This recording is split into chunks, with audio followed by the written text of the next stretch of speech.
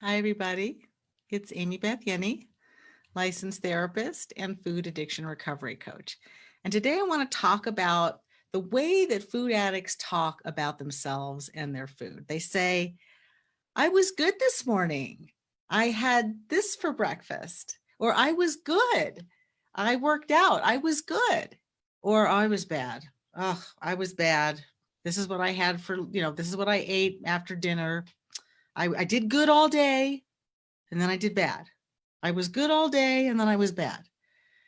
And I'm thinking to myself, why do we talk like this? Why are intelligent grown women talking like this? I was good, I was bad. I don't like it because it's not helpful. So let's talk about what's really going on here. Now, maybe you're not really aware of how alcoholism works or drug addiction works. But the fact is, alcoholics are not bad when they're drinking or good when they're not drinking. And similarly, even though we really wish drug addicts would behave themselves, drugs, a lot of these drugs are illegal. And if you're addicted to an illegal drug, now you're a criminal. Okay, so obviously we can have a lot of emotions about drug addicts using drugs. But aside from the criminal element of this, drug addicts are compelled to take in a substance because they're addicts, not because they're good or bad. So maybe it'd be easier to compare it to alcoholism, which is legal. It's illegal to drink alcohol.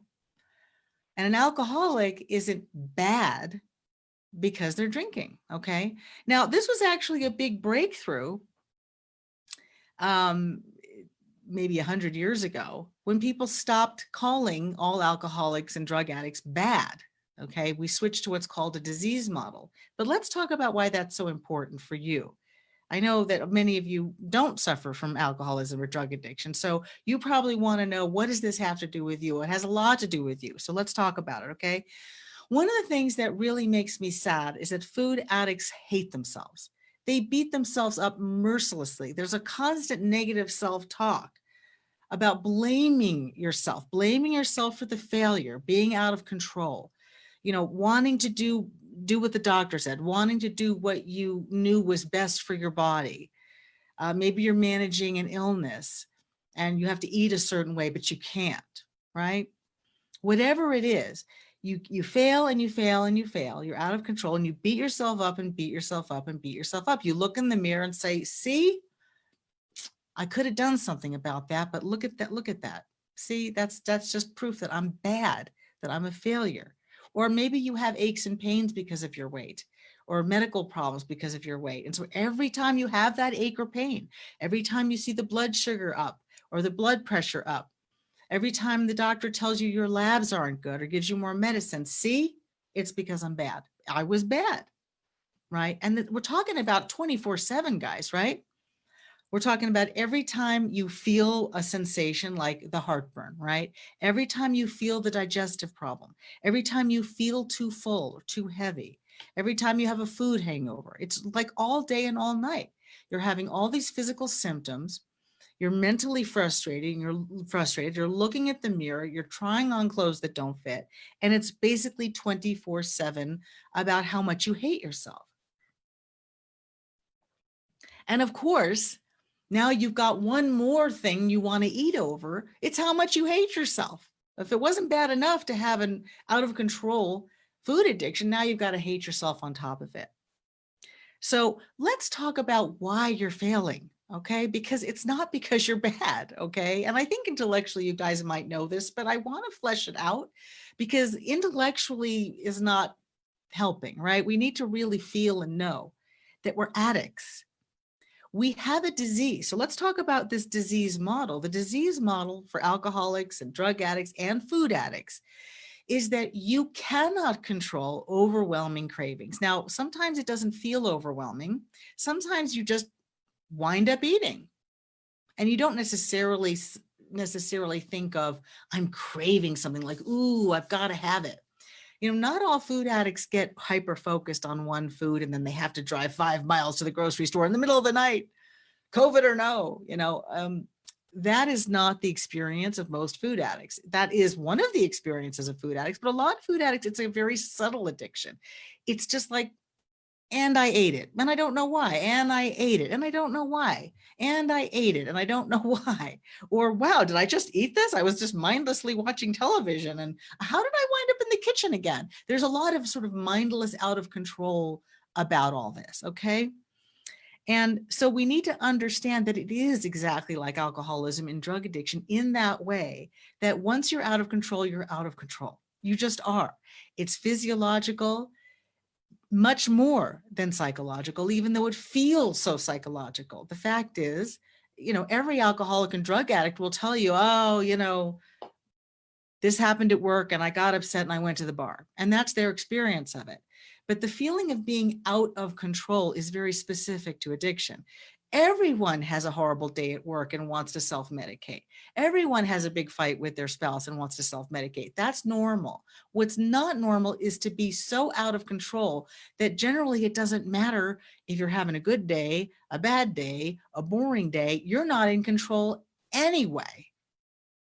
And the amount you self-medicate, the chronic nature of it, it's pretty much happening all the time, whether you're very upset or not upset, okay? So that's how you know you actually have a disease. It's not just because you're upset, because you overeat when you're happy or when you're bored, right? So it's not just purely psychological. It's not, okay? And that should help you, okay? So when you admit and understand that you actually have a disease called food addiction that has a biological basis and probably has some genetic explanation that we don't have a ton of research on, but it's fairly obvious.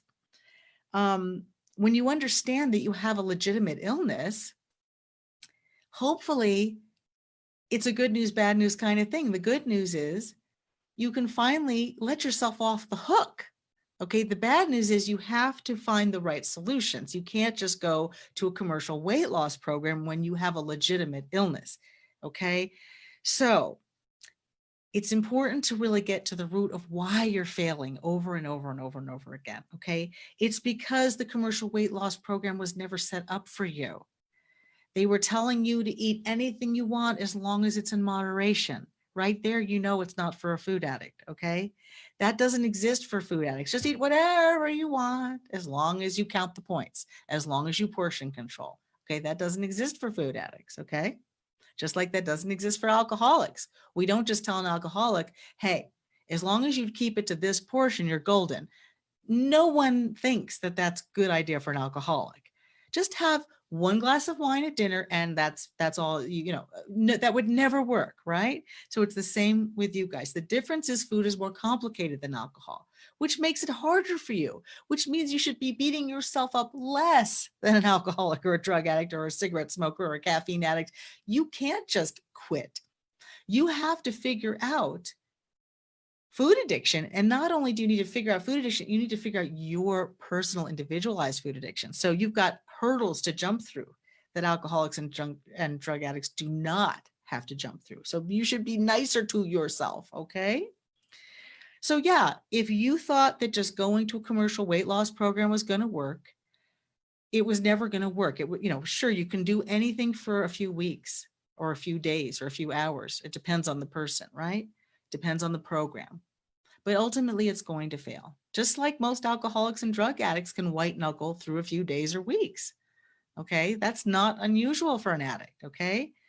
So don't beat yourself up that everything you've tried has failed. You may have tried literally 100 things. If you're like most food addicts who have been around a while, not only have you tried all the major commercial weight loss plans, you've tried a lot of alternative things. You may have tried pills, you may have tried surgery, you may have tried supplements, acupuncture, hypnosis. Okay, you may have gone to therapy. But the fact is, none of these places are meant for food addiction. I know so many people have been so disappointed putting so much time, energy, and money into solutions that didn't work. Weight loss surgery, for example, it's heartbreaking that people are, white knuckling, they're hungry, they lose a lot of weight, and then they gain it all back. Or they hurt themselves and they become sick. It's awful. That surgery never addressed your food addiction. Those pills with all their side effects never addressed your food addiction. The therapist is not trained in food addiction. They may say, well, I can help you with weight loss. I can help you if you have an eating disorder. That may be true, but that's not food addiction. And because this field is in its infancy, the therapists themselves don't really understand that they can't help you. The therapists themselves think it's because of your mother. Now, believe you me, I'm sure a lot of you have some very interesting mothers, maybe some very serious trauma, maybe some underlying chronic depression and anxiety, many other mental health issues. Those things are not uncommon in food addicts, coming from severely dysfunctional families, alcoholic families, many different kinds of problems. But the therapist thinks that that's why you're out of control. And that is not why you're out of control, but that's all they know because they've never been trained in it. And the sad thing is the therapists who have taken the time to specialize in wellness, weight loss, eating disorders are going to give you the exact opposite advice that you really need for food addiction. So as much as I love therapy, I'm a licensed therapist and I love helping people that way. That is not how you help people with food addiction. And that's good news for you too. You don't need 5 years of therapy to get better. You can get better in a few days. That's why I love working with food addicts, is that once they understand the physiological basis and they understand how it has to be individualized, it can't be a one size fits all thing. Once they understand what not to eat, what to eat, and how to manage this addiction, it actually can become easy quickly. And that's the most fun part of my job. I love it. Okay. But you have to keep in mind it is more complicated. So I always tell people, you know, that saying simple but not easy, just reverse it. It's complicated at first. Yes, you have to figure some things out, but then it's easy for the rest of your life. So why not just accept and admit that you have a complicated disease and then get an easy solution for it that works for you, not for anyone else, but for you, okay? We just had a session with the clients and one of the clients was talking about a very unusual trigger that she had. Well, she would never have figured it out had she not gone through a step-by-step program for it. But now that she has gone through a systemized program, she can realize that yes, she has an unusual trigger that no one would ever think would be a trigger. I told her that's unusual. But the good news is she can now trust herself because she has a foundation and she can trust herself when she tries a food to realize when it's a trigger and when it's not. And it boggles my mind that people out there I've seen some stuff on the internet that says that the problem is all processed foods. Oh, I wish it were so simple. Then we could all just, you know, eat whole foods and be happy, right? If only it were that simple. There are many whole, organic, beautiful foods that will trigger an individual food addict. So we really can't do the one size fits all thing. So again, good news, bad news thing. Once you figure out your individual needs, it becomes so much easier. But if you're trying to do it someone else's way or a one size fits all way, it's never going to work. Okay. So I hope this gives you some hope that the reason why you don't feel well and you don't look the way you want to look, it's not your fault. If you're like most food addicts, you have tried harder to solve this problem than most people try at most things. And the fact that you kept going back to keep trying, boy, that's persistence. That's determination, right? And a lot of you are very successful people who, once you put your mind to things, usually succeed. And this is like maybe one of the few areas in life where it's just not working well. Well, if that's you, I really do hope that you still have hope, because if you are that determined to get better, you can. You absolutely can, but you do have to admit a couple things. One, it's more complicated than you thought. Number two, you have a disease. Okay, maybe in the past you thought, it's not a disease. Those alcoholics, they don't have a disease. Yeah, they do. They do, and so do you. Okay. So what you need to do is admit the reality of your situation, just like any other addict. You have to admit that it's a thing and not minimize it. And you have to get real that this thing is killing you. You know, it's one of the ironies of addiction. You have to admit how bad it is, before it can start getting better. You have to admit that this food thing is threatening to bankrupt you. It's threatening to ruin your relationships if it hasn't already done so. It's threatening to kill you. And I know a lot of us right now are very worried about our health. Well, think about it. What causes all those underlying conditions that we're so worried about right now? A lot of it is food, okay? Or it can be managed with better food. So if you're actually really concerned about your health, let's get to the root of your health problems. What's causing the diabetes? What's making it worse? Okay. What's causing the cholesterol and the heart disease to get so worse? What's causing the need for you to be on so many medications or so much medication? Why do you have to take these drugs? Why is your blood pressure high? Why are you in pain? Why are you unable to move the way that you want to move? Why are you at risk for falling? Why are you in a fog? You have to get real. And for those of you who don't know it, food actually can make you depressed and anxious and spaced out. It really can.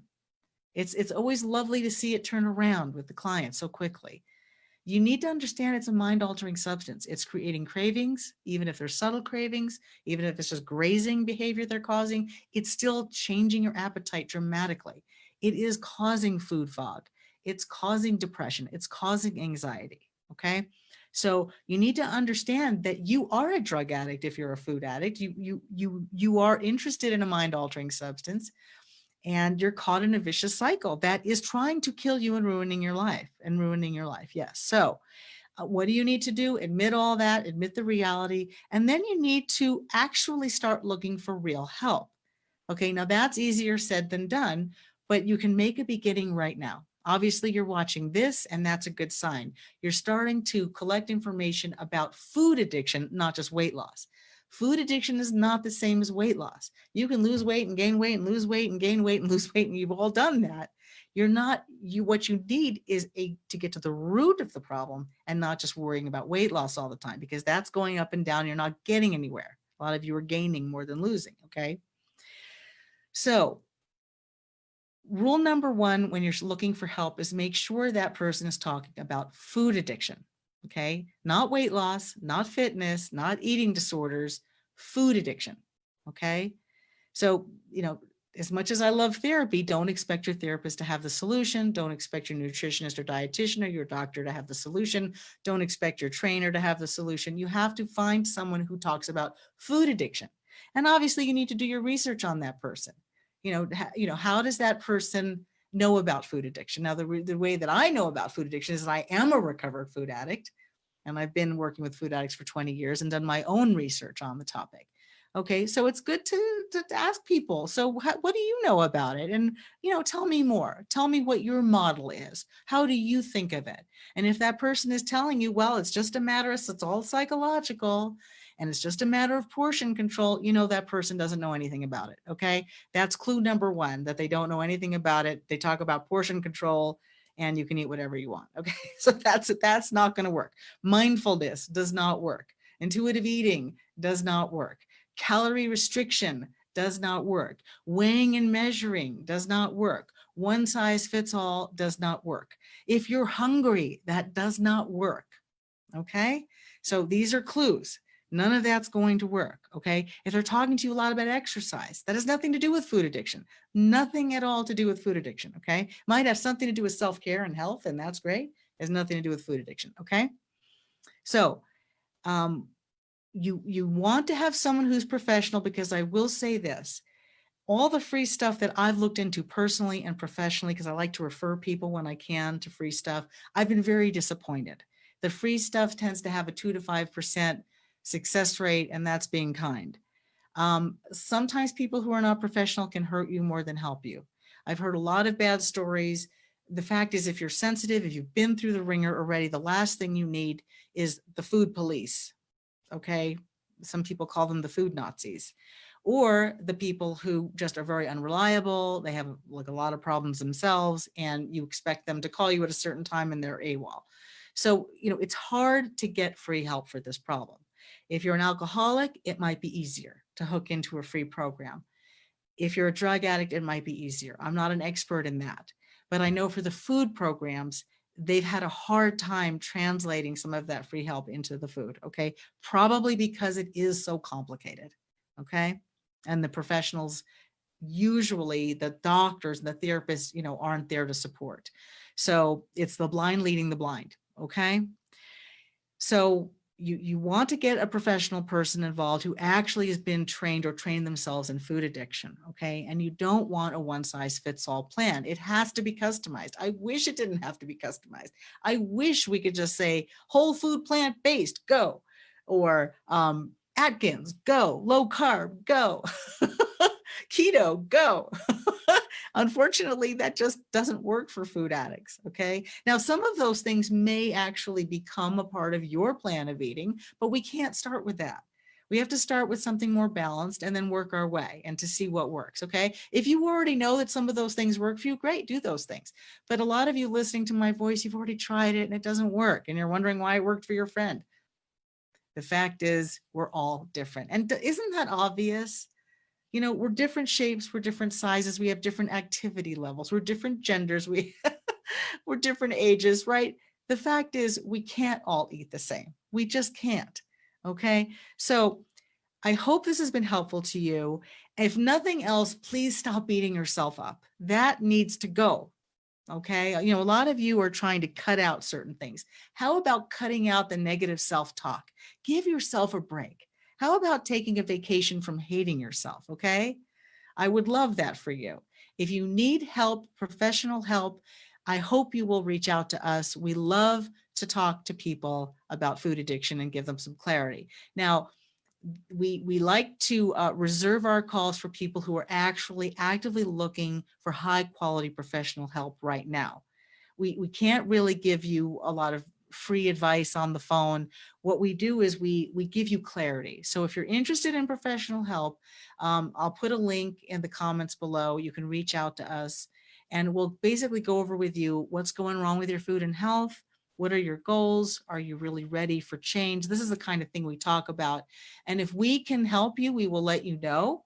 If we don't think we can help you, we will let you know that too. The fact is, most people who reach out to us, unfortunately, are not a fit for what we do, but we want to give people an opportunity. We do love helping people to get clarity, if nothing else, on where they're at. Okay. And I look forward to speaking to you.